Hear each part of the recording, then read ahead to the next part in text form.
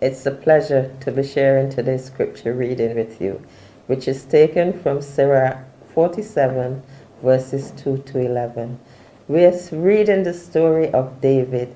David, a little shepherd, who was able to defeat a giant as big as Goliath.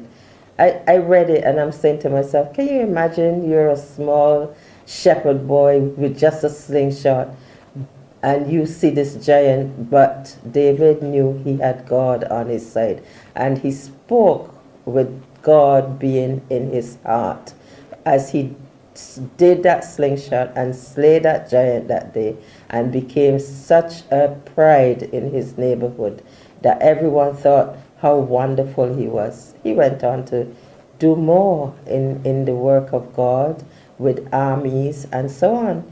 By verse 11, God has forgiven David all his sins. David is now a king.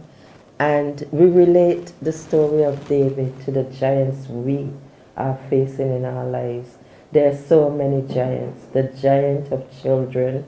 I heard the Minister of Education talking about children and their dress code. The giant of whether we have a job or not, unemployment.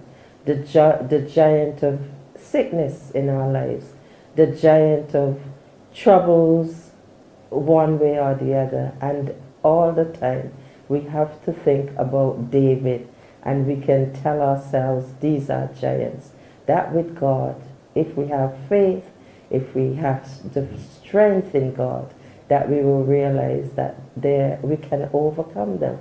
So we see David, a little shepherd boy, a nobody who eventually becomes a king, because in his heart he has God there, and God is the one that we need to have in our heart, to place our confidence in.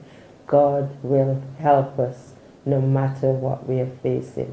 There are so many things which we face, but with God all things are possible. We can overcome them. We can face our giants on a daily basis when we put our trust in God.